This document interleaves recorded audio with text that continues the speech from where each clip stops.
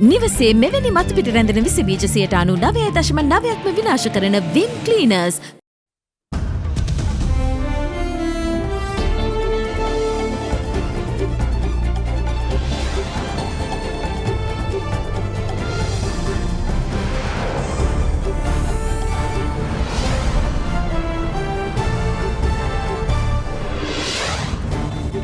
අද 2021 මාර්තු 24 බදාදා සිරස්තල.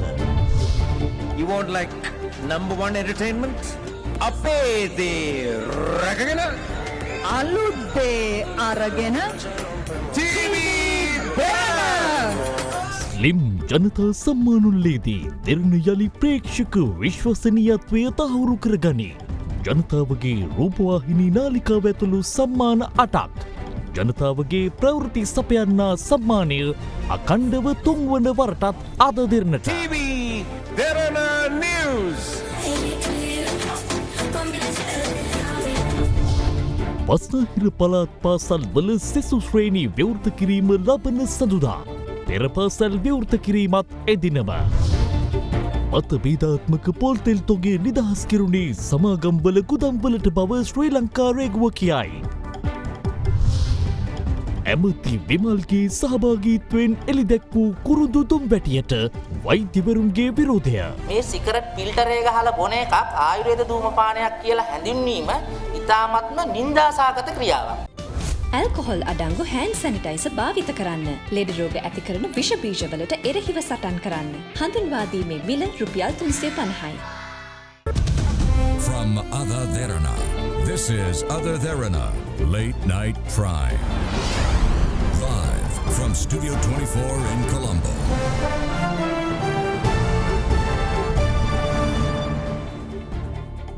ආයුබෝවන්. ඔබ අදත් එක්වන්නේ අද දිරන රාත්‍රී 10 ප්‍රධාන පුවත් විකාශය සමගින්.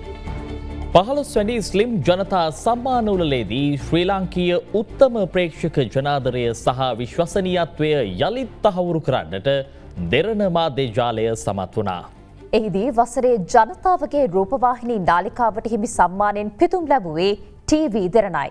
එමෙන්ම අද දෙරණ ජනතාවගේ ප්‍රවෘත්ති සපයන්නා බවට මෙවරත් පත් වුණේ ප්‍රවෘත්ති වාර්තාකරණයේදී මෙරට සුවහසක් ජනතාව අප කෙරෙහි තැබූ විශ්වාසය යළි යළිත් තහවුරු කරමින්. එමෙන්ම තාරුණ්‍යයේ රූපවාහිනී නාලිකාව සහ ගුවන් විදුලි නාලිකාව ඇතුළු ජනතා සම්මාන 8කින් පිදුම් ලැබූ දෙරණ 2021 ස්ලිම් ජනතා සම්මානවලේ වැඩිම සම්මාන සංඛ්‍යාවක් හිමි කරගත් මාධ්‍ය ජාලය බවට පත්වීම විශේෂත්වයක්. The big story. The Sri Lanka Institute of Marketing is proud to bring you the Slim People's Awards. 15වෙනි ස්ලිම් ජනතා සම්මාන උළෙල අති උත්කර්ෂවත් අයුරින් ඊයේ පස්වරුවේ පැවැත්වුණේ බණ්ඩාරනායක අනුස්මරණ ජාත්‍යන්තර සම්මන්ත්‍රණ ශාලාවේදී.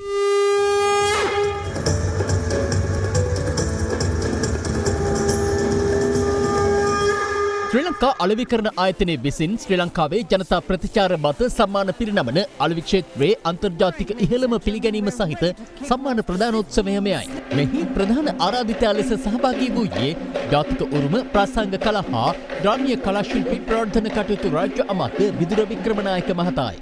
Unless we have creative leaders, the country will not rise from the ashes.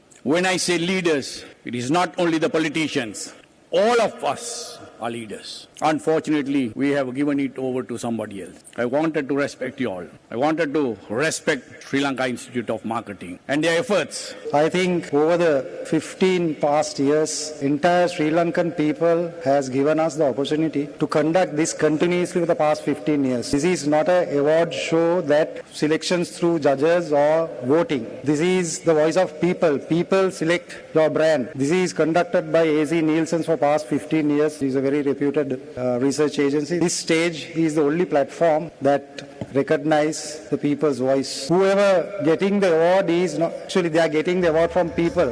ජාත්‍යන්තරව පිළිගත් ලොව ප්‍රමුඛ පෙළේ සමීක්ෂණ ආයතනයක් වන AC නිල්සන් ආයතනය මාස ගණනාවක් මුළුල්ලේ දිවයින පුරා සිදු කළ සමීක්ෂණයකට අනුව ජනතාව අතර ප්‍රචලිත සන්නාම පුද්ගල නාම හා මාධ්‍ය ආයතන ජනතා සම්මානයට නිර්දේශ වුණා. I'm delighted to be able to outline the approach that was used to conduct the survey. The research process follows stringent scientific practices on sampling and data collection protocols to ensure fair and unbiased responses representative of the voice of the people. The face-to-face interviews are conducted among randomly selected individuals aged between 15 to 60 years by well-trained and experienced resources. Nielsen IQ has stringent quality control measures at every stage of the research to ensure the accuracy of the data collected. මෙම සම්මාන උළෙල විචිත්‍රාංග රසකින්ද වර්ණවත් වී තිබුණා.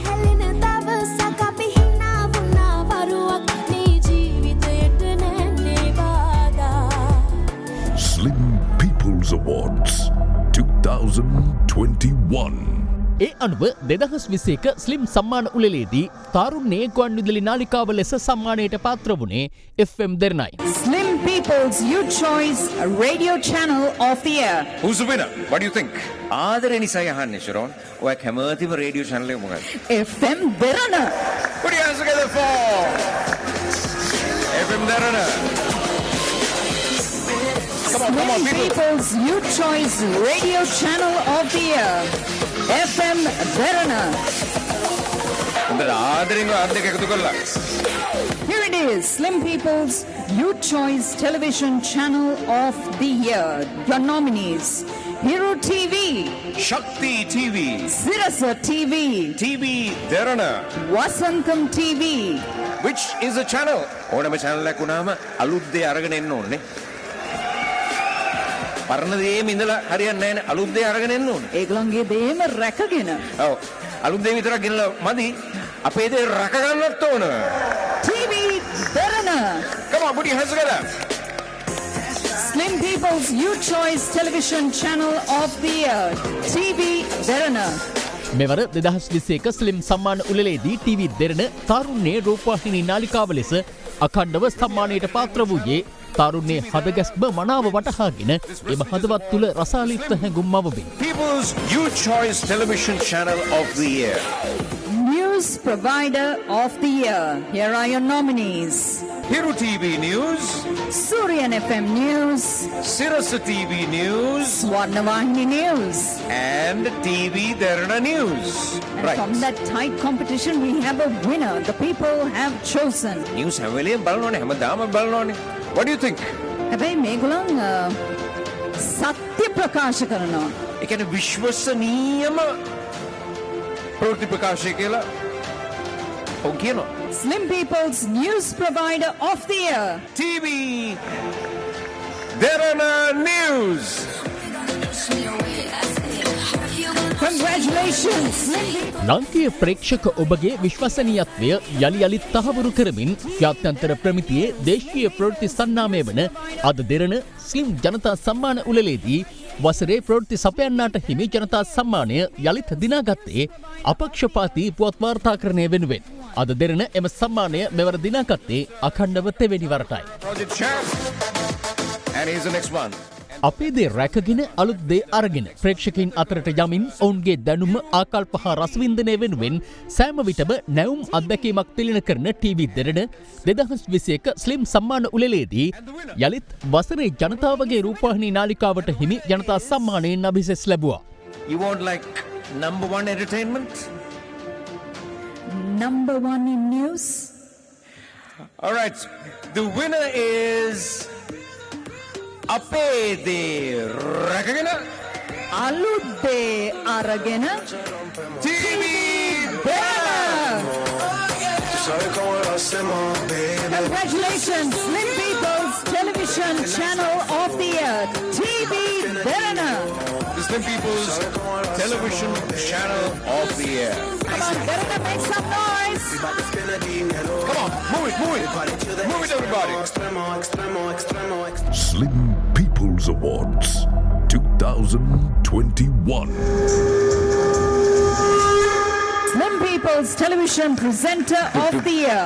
Sadhura Always, congratulations. වයස් බෙහෙදයකින් තොරව චනාදරය දිනු සොඳුරු මාධ්‍යවේදියා චතුර අල්විස් මෙවරත් ජනතාවගේ නිවේදකයා ලෙසින් අඛණ්ඩව තුන්වන වරටත් සම්මානයට පාත්‍ර වුණා. ඔහු වෙනුවෙන් සම්මානය ලබාගත්තේ අද දෙරණ සාමාන්‍ය අධිකාරී වසන්ති නානායක්කාර විසින්.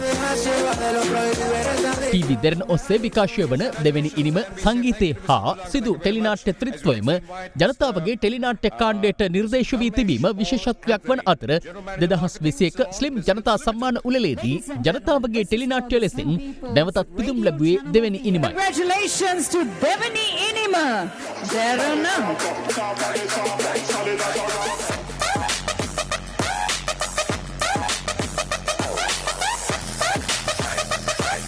වසරේ ජනතාවගේ ටෙලිනාට්‍ය නළුවා ලෙස මෙවරත් සම්මානය දිනාගත්තේ දෙවැනි ඉනිම ටෙලිනාට්‍යයේ අනුහස්කය චරිතය නිරූපණය කරන රවීන් කනිෂ්කයි.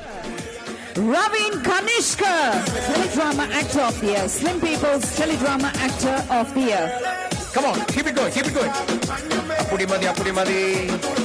Nayanthara Wickramalakshmi. එමෙන්ම දෙවැනි ඉනිම ටෙලිනාට්‍යයේ දෙව්මිගේ චරිතය නිරූපණය කරන නයනතාරා වික්‍රමාරච්චි මෙවරත් ස්ලිම් ජනතා සම්මාන උළෙලේ ජනතාවගේ ටෙලිනාට්‍ය නිලියට හිමි සම්මානය දිනා ගැනීමට සමත් වුණා. ඇය මෙම සම්මානය දිනාගත්තේ අඛණ්ඩව තෙවැනි වරටයි.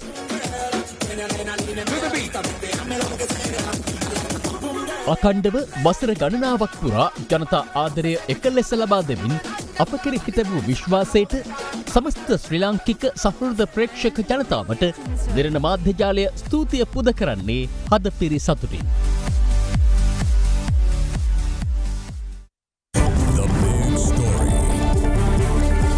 බැංකු පොලිය අඩුම වෙලාවේ ලක්ෂ 5ක් ගෙවා වෙන් කරගන්න. Mulberry residence. වේගයෙන්ම ක්ලේම්ස් ගෙවන ලංකාවේ හොඳම සෞඛ්‍ය රක්ෂණය සොෆ්ලොජික් ලයිෆ්.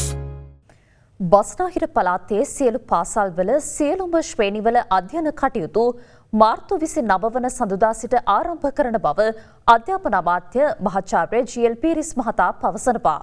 එමෙන්ම බස්නාහිර පළාතේ සියලු පෙර පාසල්ද එදින විවෘත කිරීමට සෞඛ්‍ය අමාත්‍යාංශයේ අනුමැතිය හිමි වී තිබෙනවා.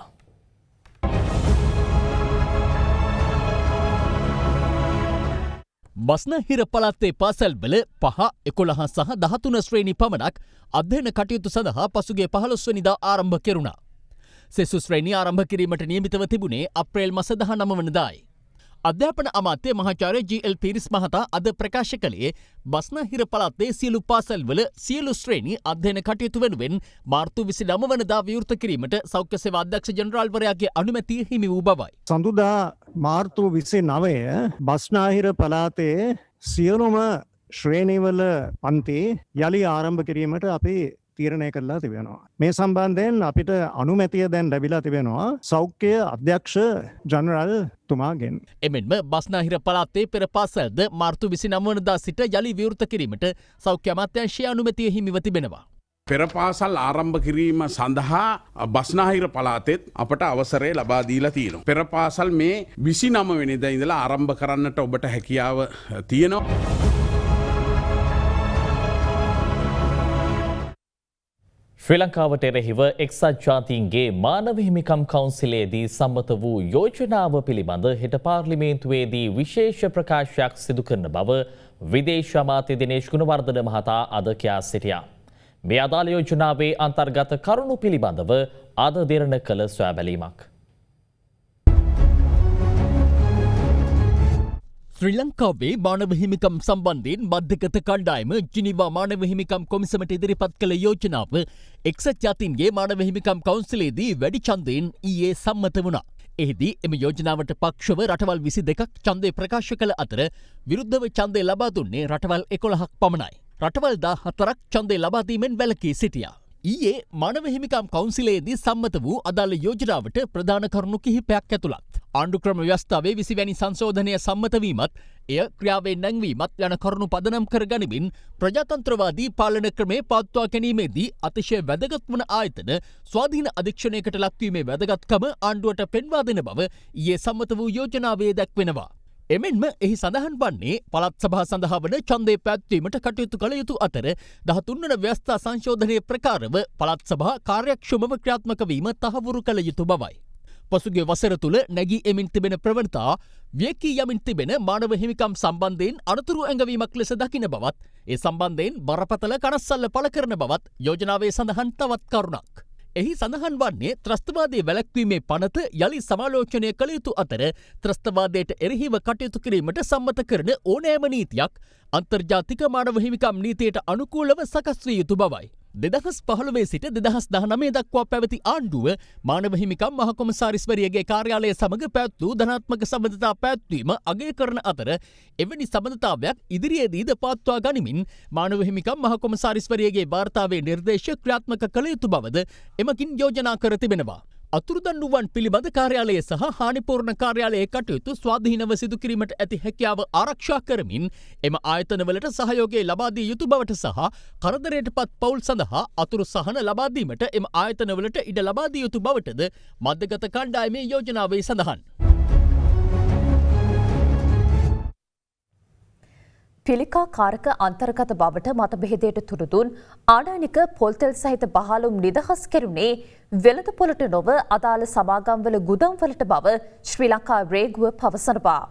එහි අධ්‍යක්ෂ ජෙනරාල් විශ්‍රාමික මේජර් ජෙනරාල් විජිත රවිප්‍රිය මහතා සඳහන් කළේ දැනටම ගුදම්වල පවතින බහලුම් වැඩිදුර පරීක්ෂාව පාරිභෝගික අධිකාරිය මගින් සිදු කරනු ඇති බවයි. සමාගම් 4ක් විසින් මෙරටට ගෙන්වනු ලැබූ පොල්තෙල් සහිත බහලුම් 13ක සාම්පල පරීක්ෂාවේදී ඒවායේ ඇෆ්ලටොක්සින් නැමැති පිළිකාකාරකය ඉහළ ප්‍රතිශතයකින් අඩංගු බව සෞඛ්‍ය අමාත්‍යාංශයේ ආහාර ආරක්ෂණ ඒකකය හඳුනාගෙන තිබෙනවා. එම තෙල් තොග වෙළඳපළට නිකුත් නොවිය යුතු බැවින් වහාම එම බහලුම් ප්‍රතිඅපනයනය කරන්නයි එම ඒකකය දැනුම් දී තිබියදී රේගුව ඒවා නිදහස් කර ඇතැයි අනාවරණ වුණේ ඊයේ දිනේදී. කෙසේ වෙතත් ශ්‍රී ලංකා ප්‍රමිති ආයතනයේ සභාපති නිෂාඩ් පෙරේරා මහතා සඳහන් කළේ මතභේදයට තුඩුදුන් එම තෙල් තොගවල සාම්පල තම ආයතනය හරහා පරීක්ෂා කළ අවස්ථාවේදී ඇෆ්ලටොක්සින් අඩංගු බවට තහවුරු නොවූ බවයි. එම තෙල් තොගේ සහිත බහලුම් නිදහස් කළ හැකි බවට රේගුව වෙත දැනුම් දුන්නේ ඒ අනුව බව ඔහු සඳහන් කළා. මෙම සිද්ධිය සම්බන්ධයෙන් ශ්‍රී ලංකා රේගුවේ අධ්‍යක්ෂ ජෙනරාල් විශ්‍රාමික මේජර් ජෙනරාල් විජිත රවිප්‍රිය මහතා අද මෙලෙස ප්‍රතිචාර දැක්වුවා. සමාගම් දෙකක් පොල්තෙල් 1,83,055ක් ආසන්න වශයෙන් කිලෝග්‍රෑම් ආනයනය කරලා තියෙනවා පහුගිය දවස්වල. මේ ආනයනය කරන ලද පොල්තෙල් සාමාන්‍යයෙන් අපේ යාඩ්ස් වල එහෙම නැත්නම් අපේ ගුදම් තුල තියාගන්නේ නැහැ. මොකද මේ නියාමන අධිකාරී සාමාන්‍ය දවස් ගාණක් ගන්නවා මේවා තියෙන තත්ත්වයන් පරීක්ෂා කර බැලීම සඳහා. උන් දවස් කීපයක් ගන්න නිසා සාමාන්‍ය ක්‍රමය වන්නේ මේ ආනයනය කරන ලද පොල්තෙල් එක් බහලුම් ඔවුන්ගේ ගුදම් සඳහා නිකුත් කරනවා. මේ පසුගිය මාර්තු 4 වන දින අපිට දන්වා සිටියා මේ සමාගම් දෙකෙන් ආනයනය කරන ලද ඒ පොල්තෙල් ප්‍රමාණයන් වල මේ ඇෆ්ලොටොක්සින් කියන රසායන ද්‍රව්‍ය අඩංගුයි කියලා. ඒක මත අපි එදිනම ඒ සමාගම් දෙකට ලිඛිතව කරුණු ඉදිරිපත් කරා වහාම ප්‍රතිඅපනයනය කරන ලෙස. දැන් මේවත් එතකොට ගියේ නැහැ කියන මතය ඔබතුමාට මේ වන විට ලිපිනයන් දෙක ලබා දීලා තියෙනවා පාරිභෝගික සේවා අධිකාරියට ගිහින් තවදුරටත් පරීක්ෂා කරලා බලන්න කියලා. පිළිකාකාරක පොල්තෙල් වෙළඳපළට නිකුත් වීම සම්බන්ධයෙන් අද පාර්ලිමේන්තුවේදී වෙළඳ අමාත්‍යවරයාගෙන් ප්‍රශ්න කෙරුණා. විශේෂයෙන් මේක සිංහල හින්දු අලුත් අවුරුද්ද කාලේ හින්දා අපේ රටේ පොල්තෙල් භාවිතයත් වැඩි වෙනවා. ඒ නිසා මේ සම්බන්ධයෙන් අමාත්‍යාංශ මට්ටමින් යම්කිසි පරීක්ෂණයක් ක්‍රියාත්මක කරනවාද කියලා. අවශ්‍යම පරීක්ෂණයක් ක්‍රියාත්මක කරනවා යම්කිසි පාරිභෝගිකයෙක් වෙළඳපොළ තුල මේ අහිතකර පොල්තෙල් තිබෙන බවට මෙතෙක් අපිට කිසිම පැමිණිල්ලක් ඉදිරිපත් කළා නැහැ. සෞඛ්‍ය අමාත්‍යාංශය තමයි රේගුවට කියලා තියෙන්නේ. මෙය මනුස්ස ශරීර සෞඛ්‍යයට අහිතකර වෙන නිසා ප්‍රතිඅපනයනය කරන්නට රට ඇතුළට ගේන්න එපා කියලා. එහෙමනම් ඒක ගෙන ඒම සිද්ධ වෙලා තියෙන්නේ රේගුවෙන්. ඒ නිසා මුදල් අමාත්‍යතුමා රේගුව පිළිබඳ එවැන්නක් සිදු වුණාද කියන එක පිළිබඳ පරීක්ෂාවක් කරයි. පාරිභෝගිකයන්ටත් අයිතිය තියෙනවා. Tamanට අහිතකර පොල්තෙල් තියෙනවා නම් ඒක දැනුම් දෙන්න. පසුගිය දිනක අමාත්‍ය විමල් වීරවංශ මහතා විසින් හඳුන්වා දුන් කුරුඳු දුම්වැටිය ආයුර්වේදීය ධූමපානයක් සේ හඳුන්වා දීමට නෛතික හෝ සදාචාරාත්මක අයිතියක් නොමැති බව ආයුර්වේද වෛද්‍ය නිලධාරීන්ගේ සංගමය පවසනවා. එමෙන්ම වෛද්‍යවරු පෙන්වා දෙන්නේ මෙම දුම්වැටියෙන්ද පෙනහළු ආශ්‍රිත ගැටලු රැසක් නිර්මාණය විය හැකි බවයි.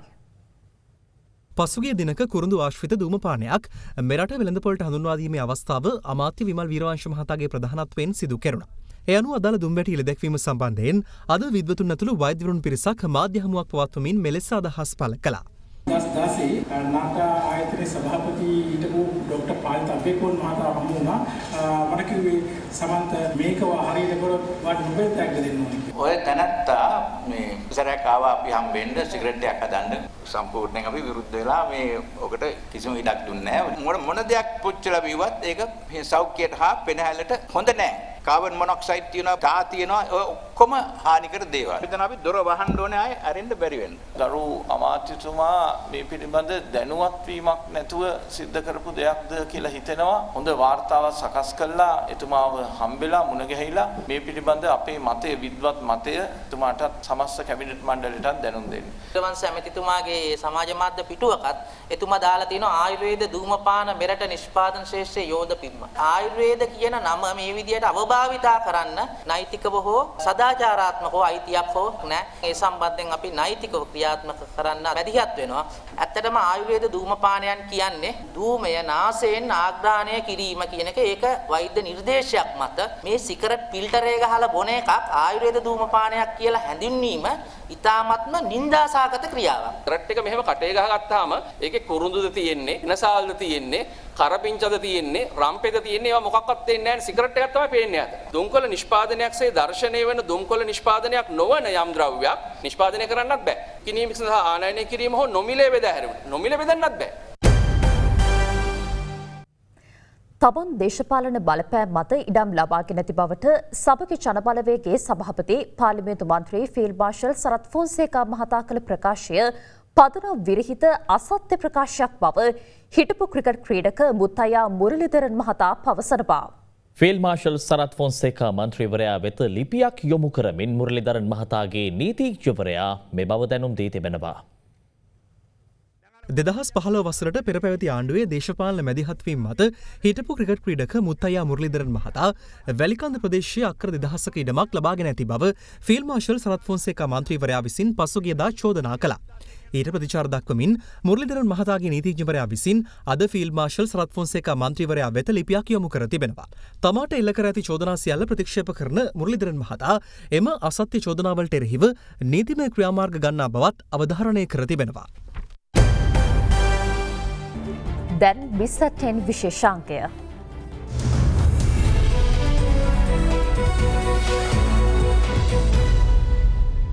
හතලිස් පස්වසරක ජනතා විශ්වාසය දිනු ශ්‍රීකාන්ත ජුවලර්ස්හි නවතම ශාඛාව හංවැල නගරයේදී අද පෙරවරුවේ විවෘත කෙරුණා. මෙය එහි නවවැනි ශාඛාව වන අතර ඔබට නවතම විලාසිතාවන්ගෙන් යුතු ස්වර්ණාභරණ මිලදී ගැනීමේ හැකියාව පවතිනවා. ඔබ මිලදී ගන්නා සියලුම රත්නාභරණ සඳහා ජාතික මැණික් හා ස්වර්ණාභරණ අධිකාරියේ සහතිකයක්ද හිමි වෙනවා. ශ්‍රීකාන්ත ජුවලර්ස් කියන්නේ ස්වර්ණාභරණ ප්‍රදර්ශනාගාරයක් විතරක් නෙමෙයි රන් ණය සහ ස්වර්ණාභරණ ප්‍රදර්ශනාගාරය යන දෙයන්ෂයෙන්ම සම්මිතයි.